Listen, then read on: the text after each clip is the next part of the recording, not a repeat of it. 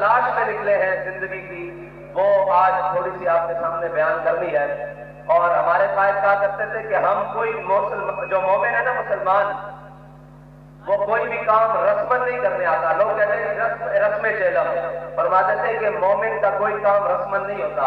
وہ اپنے رب کے سامنے جب ہاتھ باندھ کے ایسے کھڑا ہوتا ہے تو وہ رسمن کھڑا نہیں ہوتا، بلکہ وہ اس چیز کا اقرار کرتا ہے، مالک میں تمام کائنات سے ناطا توڑ کر تیرے سامنے ہاتھ باندھ کے کھڑا ہو گیا ہوں۔ مومن کا کوئی کام بھی رسمن نہیں ہوتا، مومن کا ہر کام دل و ایمان کے ساتھ ہوتا ہے، یہ مسلمان کی شان ہے۔ تو اس لیے ہم رسمن جمع نہیں ہوئے۔ ہمارے قائد کہا کرتے تھے کہ جنہوں نے حضور کو رسمن مانا، جنہوں نے حضور کو رسمن مانا، وہ حضور کے ساتھ 1.5 میل بھی نہیں چلے۔ مقام شوق یہ مدینہ پاک سے 1.5 میل ہے، اور مقام احد جہاں غزوہ احد رکھا ہوا یہ 3 میل ہے۔ ہمارے قائد کہا کرتے تھے کہ جو حضور کو رسمن مانے وہ مقام شوق یعنی 1.5 میل سے عبداللہ بن ابی اور اس کے ساتھی منافق واپس آ گئے، اور جنہوں نے حضور کو دل سے مانا، ایمان سے مانا اور جان سے بڑھ کر مانا، ان سے میرے آقا مولا نے غزوہ بدر کی طرف جاتے ہوئے حضرت سعد بن معاذ سے پوچھا، صحابہ سے پوچھا کیا میرے صحابہ بدر جانا چاہیے کہ نہیں جانا چاہیے؟ مشورہ لینا سنت ہے، اس سے ثابت ہوتا ہے مشورہ لینا سنت ہے۔ میرے آقا نے پوچھا کیا میرے صحابہ غزوہ بدر جانا چاہیے کہ نہیں، میدان بدر جانا چاہیے کہ نہیں؟ حضرت سعد بن معاذ کھڑے ہو گئے، فرمایا یا رسول اللہ ہم سے پوچھتے ہیں، ہم سے پوچھ رہے ہیں بدر جانا چاہیے کہ نہیں؟ سل حبال من شئتا وقتا حبال من شئتا سالم من شئتا آدے من شئتا خذ من اموالنا ما شئتا وآتنا ما شئتا۔ یا رسول اللہ ہم سے پوچھتے ہیں بدر جانا چاہیے کہ نہیں؟ یا رسول اللہ بدر تو یہ کھڑا ہے، آپ حکم دیں ہم کیسر و کسرا سے جنگ چھیڑ دیں گے، آپ حکم دیں ہم گھوڑے سمندر میں ڈال دیں گے، آپ حکم دیں ہم ساری کائنات سے لڑ جائیں گے۔ تو بات مکمل ہونے سے وقت تھوڑا ہے۔ حضرت علامہ اقبال کہتے ہیں کہ غزوہ بدر میں مسلمانوں کے پاس گھوڑے تو 2 تھے، وہ کیسے دعویٰ کر رہے تھے کہ ہم گھوڑے سمندروں میں ڈال دیں؟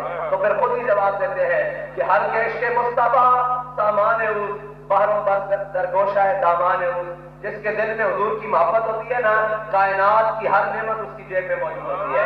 جس کے دل میں عشق مصطفیٰ ہو، کائنات کی ہر نعمت اس کی جیب میں موجود ہوتی ہے۔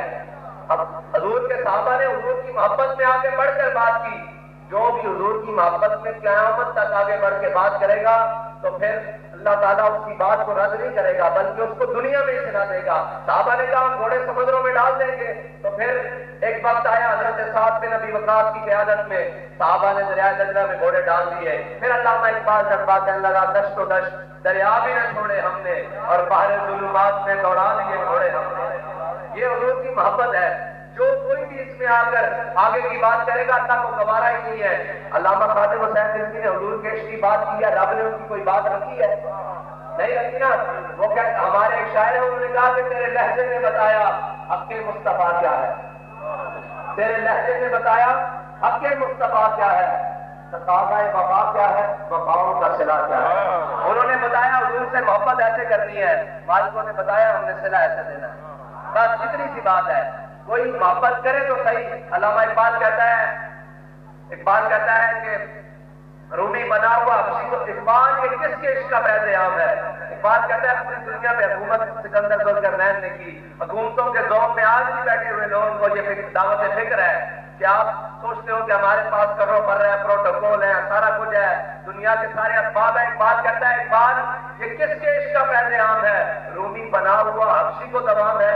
اقبال کہتا ہے کہ دنیا میں پوری دنیا میں حکومت تو سکندر ذوالقرنین نے کی، اس کا نام کوئی نہیں جانتا، نام لیوا کوئی نہیں ہے۔ دنیا میں بلال ہو رہی ہے، یہ کس کے عشق کی وجہ سے ہے، یہ کس کی غلامی کی وجہ سے ہے، یہ کس کی محبت کی وجہ سے ہے کہ وہ حضرت عمر جو زمانہ جاہلیت میں غلاموں پر تھوکتے نہیں ہیں، تو اسلام لانے کے بعد کہہ رہے ہیں کہ ابو بکر سیدنا واتک سیدنا، ابو بکر بھی ہمارا سردار، اور ابو بکر نے جس کو آزاد کروایا حضرت بلال وہ بھی ہمارا سردار ہے۔ باتیں بہت ساری لمبی ہیں، وقت کے دامن میں قلت ہے، میں اپنی بات کو دوسری جانب لے کے چلتا ہوں کہ آج مسلمان صرف اسباب کا رونا روتا ہے، سبب کچھ اور ہے جس کو تو خود سمجھتا ہے۔ زوال بندہ مومن کا بے ذری سے نہیں، اگر زوال بے ذری سے ہوتا تو صحابہ کو کھجوروں کی گٹلیاں چوس کر کبھی بدر پتہ نہ کرتے۔ مومن جو ہوتا ہے اس کا ایمان اپنے رب پر کامل ہوتا ہے، اس کا جو ہاتھ ہے نا وہ اپنے حبیب کے دامن کے ساتھ ایسے بھرے ہوتے ہیں، اس کو دنیا کی کسی چیز کی کوئی اور ضرورت نہیں ہوتی۔ اگر مسلمان ہو صحیح، اور اگر نہ ہو تو پھر ایٹم بم پاس ہوتا ہے لیکن کشمیر پر آئے لے جاتے ہیں، پھر ایٹم بم پاس ہوتا ہے فلسطین میں حصے لوٹتے جاتی ہیں، پھر ایٹم بم پاس ہوتا ہے مسجد اقصیٰ میں یہودی قابض ہو جاتے ہیں، پھر ایٹم بم پاس ہوتا ہے تو پوری دنیا گھر میں بیٹھے ٹانگیں کانپتی رہتی ہیں۔ اگر ایمان دل میں ہو تو 313,000 سے ٹکرا جاتے ہیں، اور بات بھی آگے صرف اللہ تعالیٰ فتح بھی دیتا ہے اور نصرت بھی دیتا ہے، اصل مسئلہ ہے ایمان پیدا کرنا۔ ایمان پیدا کرنا مقصد ہے، اور وہ ایمان ہمارے قائد ہمارے دلوں میں دے کر گئے ہیں کہ اب کوئی ظلم سامنے آئے، کوئی جابر سامنے آئے تو ہم یہی بات کہتے ہیں کہ ستمگر ادھر آ ہنر آزمائے، ستمگر ادھر آ ہنر آزمائے، تو تیر آزما ہم جگر آزمائے۔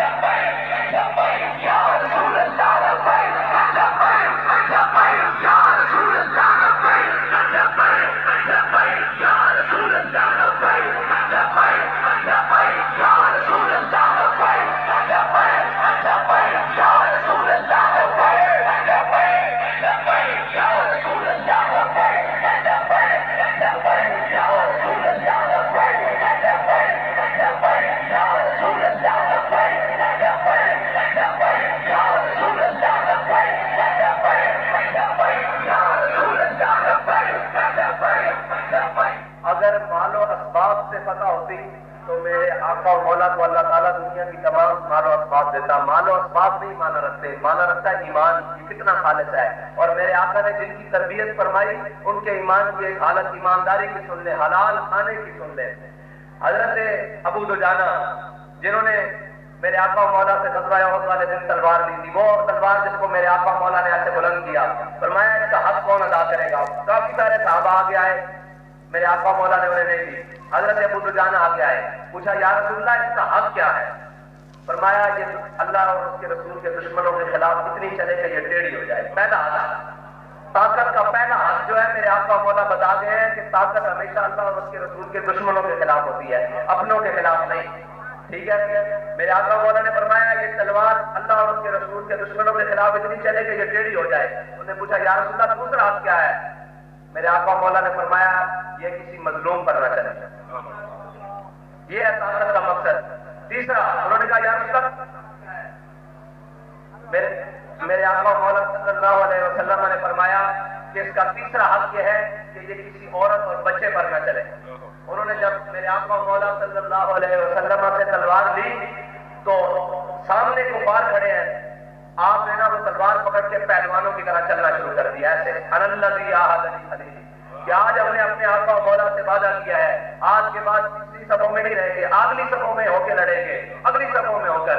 تو جب یہ چال میرے آقا مولا نے دیکھی نا ایسے ایسے پہلوانوں کی طرح چل رہے ہیں، تو میرے آقا مولا نے فرمایا کہ اللہ کو یہ چال بڑی ناپسند ہے لیکن اس کے دشمنوں کے سامنے پسند ہے۔ اس کے دشمنوں کے سامنے، اللہ اور اس کے رسول کو اپنے دشمنوں کے سامنے یہ چال پسند ہے۔ تو ہماری یہ چالیں، ہمارے جہاد اٹھانے یہ اللہ اور اس کے رسول کے دشمنوں کے خلاف ہے، اپنوں کے خلاف نہیں ہے۔ اب حضرت ابو دجانہ بات غور طلب ہے، بڑی غور طلب ہے کہ حالات اور میرے آقا مولا نے جن کی تربیت کی مسلمان ہوتا کون ہے؟ آج فارغ پڑھنے کے کیس ہے، باہر سے مال آ رہا ہے، وہ پھر یہود و نصارہ ہمیں تقسیم لڑانے کے لیے، فرقہ واریت اور بڑے کچھ کرنے کے لیے ملک میں استعمال کرتے ہیں۔ تو فارغ پڑھنے شروع سے آ رہی ہے، اس کا طریقہ کار میں آپ کو بتاتا ہوں کس طرح آتی ہے، آج بھی آ رہی ہے۔ مسلمان کون ہوتا ہے؟ حضرت ابو دجانہ میرے آقا مولا صلی اللہ علیہ وسلم کا معمول مبارکہ تھا، آپ فجر کی نماز پڑھ کر مسجد نبی شریف میں تشریف رکھتے ہیں، صحابہ اشراق تک بیٹھے رہتے ہیں، اس کے بعد اپنے کام کاج کو تشریف لے جاتے ہیں۔ حضرت ابو دجانہ روزانہ مسجد میں نماز فجر کی پڑھنے آئے اور نماز پڑھ کے فوراً گھر چلے جائیں۔ ایک دن میرے آقا مولا صلی اللہ علیہ وسلم نے اپنے صحابہ سے پوچھا کہ ابو دجانہ روزانہ نماز پڑھنے نہیں آتے؟ صحابہ نے عرض کی یا رسول اللہ وہ نماز پڑھنے کے لیے بعد جماعت تشریف لاتے ہیں لیکن نماز کے فوراً بعد گھر چلے جاتے ہیں۔ ایک صحابی نے حضرت ابو دجانہ کو جا کر بتا دیا کہ ہمارے آقا مولا صلی اللہ علیہ وسلم آپ کے بارے میں پوچھ رہے تھے۔ حضرت ابو دجانہ حضور کی بارگاہ میں حاضر ہوئے، حضور نے پوچھا آپ نماز کے بعد فوراً چلے جاتے ہیں؟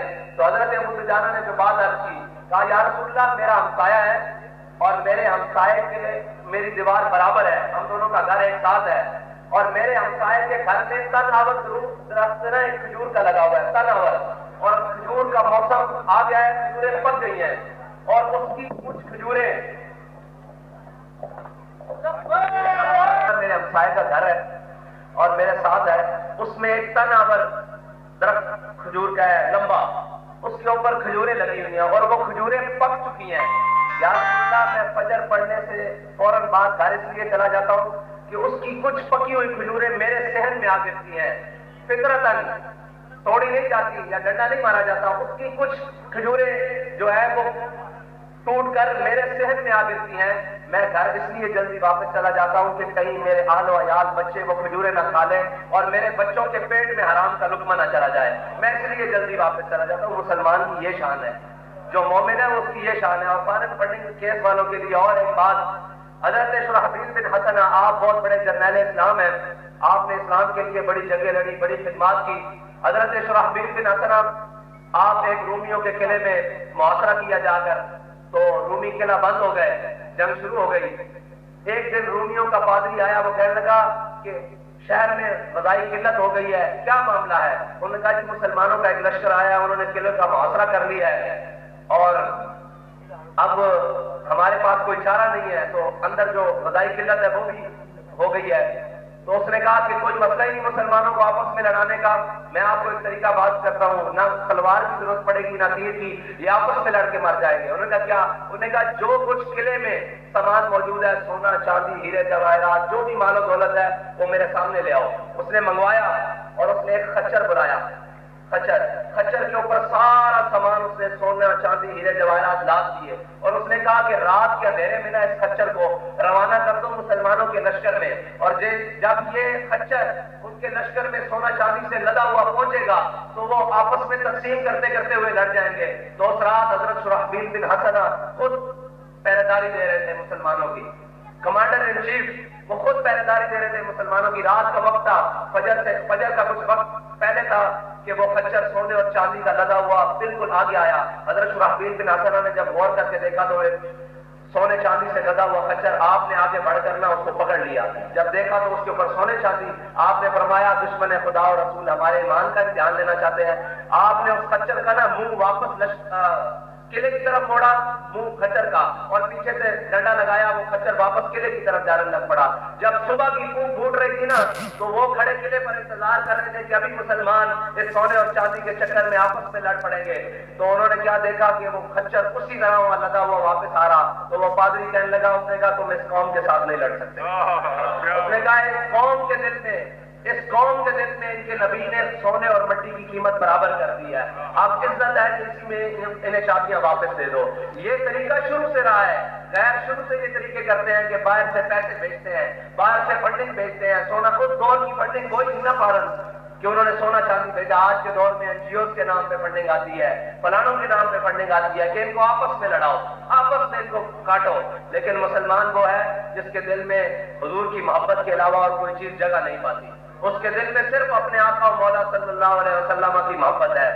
اور تیسری بات، حضرت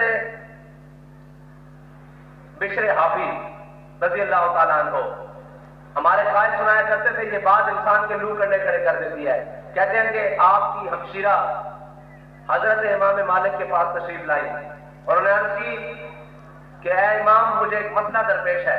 امام صاحب نے پوچھا آپ کو کیا مسئلہ ہے؟ انہوں نے کہا جی کہ میں اپنے چھت پر بیٹھ کے نا اس طرح چھت پر بیٹھ کے سود کرتی ہوں، چرخے میں سود کرتی ہوں، اس دوران جو سود کرتی ہوں رات کا ٹائم ہوتا ہے، میں اپنا دیا اپنے تیل سے جلاتی ہوں، اس دوران اسی طرح روڈ جس طرح یہ ہے اس طرح بادشاہ کی سواری گزرتی ہے، اور بادشاہ کے اندر آگے جو سوار ہوتے ہیں نا انہوں نے مشنیں اٹھائی ہوتی ہیں، روشنی اٹھائی ہوتی ہے، جسے مشنیں کہتے ہیں، روشنی آگ جلائی ہوتی ہے۔ اس دوران جب بادشاہ کی سواری گزرتی ہے اور میں چھت پر اپنا سود کاٹ رہی ہوتی ہوں تو ان کی روشنی میرے دیے کی روشنی پر حاوی پڑ جاتی ہے، ساتھ مل جاتی ہے، تو اس دوران جو میں سود کرتی ہوں میرے لیے حلال ہے یا حرام ہے؟ حضرت امام مالک فرماتے ہیں کہ جب یہ مسئلہ مجھ سے پوچھا گیا تو میں اپنی مسلک سے ہل گیا کہ یہ مسئلہ پوچھنے والا کون ہے، تو کون ہے یہ خاتون مسئلہ پوچھنے والی؟ تو حضرت امام مالک نے پوچھا ہے خاتون آپ کون ہیں؟ انہوں نے کہا جی میں بشر حافی کی بہن ہوں. تو آپ نے فرمایا لوگوں کے لیے حلال ہو سکتا ہے، آپ کے لیے حلال نہیں ہو سکتا، کیونکہ دین آپ کے گھر سے آ رہا ہے. یہ ہے مسلمانوں کا کردار.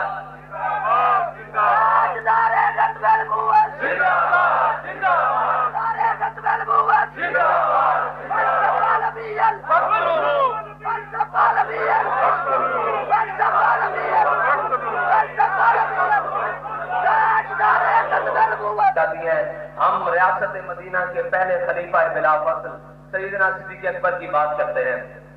چند باتیں، آپ کا مہینہ ہے جمادی الثانی، اس کے حوالے سے کچھ چند باتیں. حضرت جناب سیدنا صدیق اکبر جب خلیفہ بنے تو جس دن آپ خلیفہ بنے آپ کے پاس جتنا مال و دولت کیش ان ہینڈ جیسے آج کے زمانے میں کہا جاتا ہے، آپ نے سارا بیت المال میں جمع کروا دیا.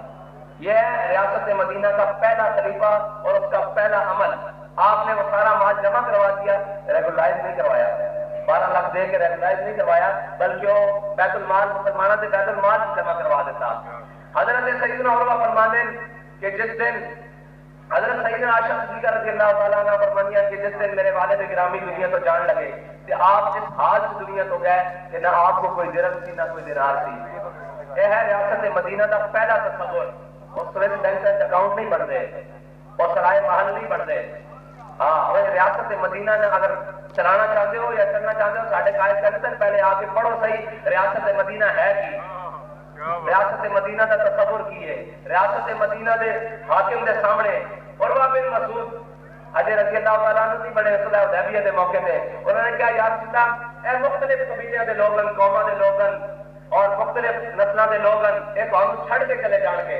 تے ریاست مدینہ دا حاکم جواب کی دے رہا مستاق رسول نو، بلکہ حضور دے دشمن نو جواب کی دے رہا. اے سارے علماء کرام بیٹھے تسی انہاں کول تنہائی کی اجازت دا مطلب پوچھو گے تو نہیں دسن گے. اس امت سے سب نو حلیم التبا خلیفہ بلا فصل سیدنا صدیق اکبر افضل الخلق بعد الانبیاء. آپ نے عروہ بن مسعود کو کیا اس کو صدر اللہ فرمایا تو یہ کہنا کہ اسی حضور کو چھڑ کے چلے جاؤں گے جا اے مطلب جنوں پوچھنا ہوئے نا علماء کو جا کے علیحدہ پوچھ لینا اس کا مطلب کی ہے. جڑا ریاست دے مدینے دا حاکم ہوتا نا انہاں دا دشمنان رسول خدا دے نال اے لے جاؤں گا.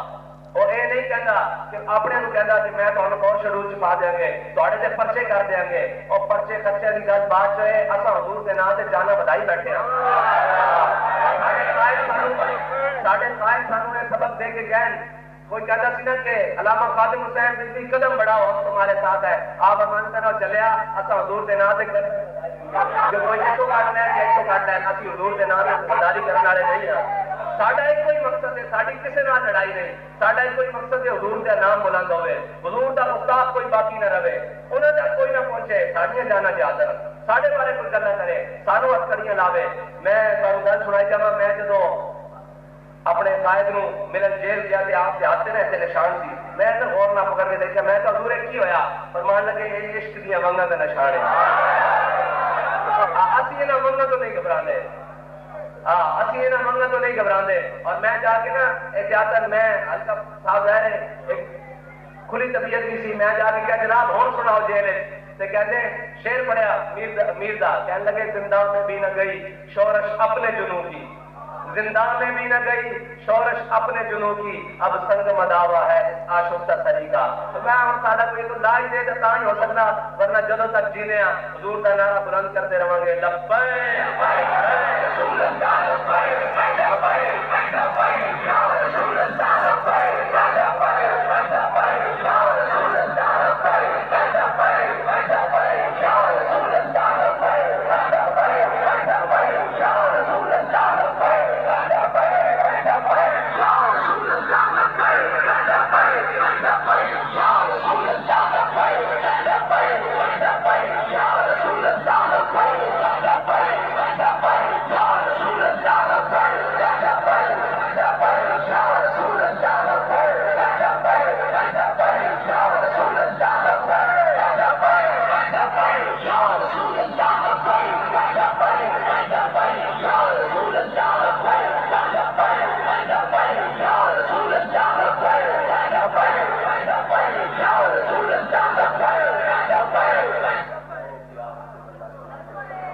گل ہے جڑی اوپر کو سمجھ نہیں آ سکتی قیامت تک، وہ گل کو سمجھنے واسطے نا کلمہ پڑھنا ضروری ہے۔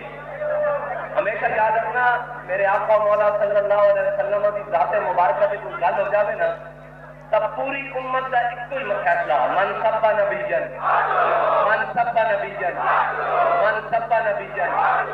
اس گل کو سمجھنے واسطے کلمہ پڑھنا پہنتا۔ یہ یاد رکھنا یہ امت سارے کاموں سے سمجھوتا کر سکتی، اپنے نبی کی ناموس سے سمجھوتا نہیں کر سکتی۔ جو ریئیکشن، جو رد عمل ایک عالم کا ہوتا، جو رد عمل ایک پیر کا ہوتا، جو رد عمل سارے مشائخ نظام کا ہوتا، ایک وہ مسلمان جڑا کبھی مسجد نہ گیا ہوئے، جنہیں کبھی مسجد نہ گیا ہوئے، جڑا نماز بھی نہ پڑھتا ہوئے، روزہ بھی نہ رکھتا ہوئے، حج بھی نہ کرتا ہوئے، زکات صرف اس نے اپنے آقا مولا کا کلمہ پڑھایا، وہ کوئی عمل نہ کرتا ہوئے، جو عمل ساڈے کے مذہبی طبقے کا ہوگا نا، جڑا سمجھتے ہیں کہ سارے عبادات کرتے ہیں مسلمان کا ہوگا، جس نے حضور کا کلمہ پڑھیا جدو اس کے نبی کے بارے اس کے سامنے گل کی جائے گی اور پتہ لگ جائے گا اس کا رد عمل بھی وہی ہوئے گا۔ مطلب سمجھ رہا ہوں، سمجھنے کی ضرورت ہے کہ قیامت تک جس نے حضور کا کلمہ پڑھیا اس کے سامنے جدو اس کے آقا مولا صلی اللہ علیہ وسلم کی گل کی جائے گی نا، ایک وہ وکری گل نہیں ہوئے گی کہ اسی ہوا گے تو گل ساڑھے قائد فرمانے تک کہ غازی المدین نے تو ویخ کے بھی قرآن نہیں پڑھیا، نہیں پڑھے نا غازی المدین نے دیکھ کے بھی قرآن نہیں۔ تے حافظ صاحب گئے میاں والی جیل سے، غازی صاحب کہنے لگے جناب حافظ صاحب سورہ یوسف سناؤ، تے جدو آپ نے سورہ یوسف پڑھی تے جان کے متشابہ کیتا تے غازی المدین نے وہ متشابہ درست کیتا، جنہیں ویخ کے نہیں پڑھیا انہوں آ زبانی کے میں گیا آشقان او سے خوبا خوب در خوش ترو زیبا ترو محبوب در۔ اقبال کہتا جدو میرے آقا مولا کی محبت جدو انہوں کا کوئی عاشق بن جاتا نا پھر ساری کائنات تو وکھرا ہو جاتا، ساری کائنات تو وکھرا ہو جاتا۔ تے یہ یاد رکھنا مسلمان ہوئے صحیح وہ کلمہ پڑھتا ہوئے حضور دا، یہ فاقہ کش جو موت سے ڈرتا نہیں ذرا روح محمد اس کے بدن سے نکال دو۔ اے انگریز دا آخری چال ہے کہ اپنے نبی نال پیار کرنا چھڑ دیں۔ مسلمان ہوئے اس کا عمل کتنا بھی برا ہوئے لیکن وہ اپنے نبی نال پیار کرنا نہیں چھڑ سکتا۔ یہ آخری سہارا ساڑھے کو جیڑ دا، ہاں یہ ساڑھے کو آخری سہارا ہے، نہ اس کو اگے نہ اس کو پیچھے۔ آدم چشتی صاحب کہتے ہیں نہ رکتے ہیں یہیں قدم آ کے اہل نظر کے، اس کوچے سے آگے نہ زماں ہے نہ زمیں ہے۔ بات ساڑھی نظر اس کو اگلے اس در کو چھڑ کے جاؤں گے کسے با خدا خدا کا یہی ہے در، کہیں اور کوئی مفر مکر جو وہاں سے ہو یہی آگے ہو، جو یہاں نہیں تو وہاں نہیں۔ اپنے آقا و مولا صلی اللہ علیہ وسلم اے مسلمان کتوں دا مرضی ہوئے، وہ انگلینڈ دا ہوئے، چین دا ہوئے، جاپان دا ہوئے، پاکستان دا ہوئے، ہندوستان دا ہوئے، چیچنیا، بوسنیا، کشمیر دا ہوئے، وہ کتوں دا بھی کس قبیلے نال تعلق رکھنا والا ہوئے، وہ اپنے نبی نال ود کے کسی نال پیار نہیں کرتا۔ بس اے گل آخری ہے مسلمان دے ایمان دا فلسفہ کہ بغض قرآن روح ایمان جانے دی، قرآن دا بغض ایمان دی روح اور دین دی جان، حق حب رحمت للعالمین، اور صرف حضور دی محبت ہے۔ ساری چیزوں کا بغض، ساری اس کائنات کو بنانا اپنے حبیب سے بدل سجانا نا، اور یہ پاکستان کے نام سے بنیا، میرے آقا مولا کے نام سے بنیا نا۔ پاکستان کا مطلب کیا؟ گج کے ذرا پاکستان کا مطلب سمجھانا تھا۔ پاکستان کا مطلب کیا؟ پاکستان کا مطلب کیا؟ دستور ریاست کیا ہوگا؟ یہ پاکستان جڑا وہ حضور کے نام سے بنیا تے اتنے حضور کے نام سے غداری نہیں ہو سکتی، اتنے حضور کا نظام آئے گا۔ جڑی شاید جس مقصد واسطے بنتی نا اس کو اس واسطے استعمال کیا جاتا ہے۔ سپیکر بنیا بولن واسطے، اسپیکر استعمال ہے، سپیکر کے ڈلن واسطے ہے، بوتل پین واسطے بنی تے پاکستان بنیا حضور کے نظام واسطے۔ انشاءاللہ حضور کے دین کو اسی تک سے لے آواں گے انشاءاللہ، اور اسے عزم نال لے آواں گے۔ جس طرح ساڑھے سارے سانو سبق پڑھا دی جائیں کہ انہیں جانا، انہیں جانا، انہیں جانا، انہیں جانا، نہ رکھا غیر سے۔ اے شرط ہے کہ کسی غیر نہ کام نہیں رکھنا کسی طریقے نال۔ انہیں جانا، انہیں جانا، انہیں جانا، نہ رکھا غیر سے کام۔ للہ الحمد، میں دنیا سے مسلمان گیا۔ وآخر دعوانا الحمدللہ۔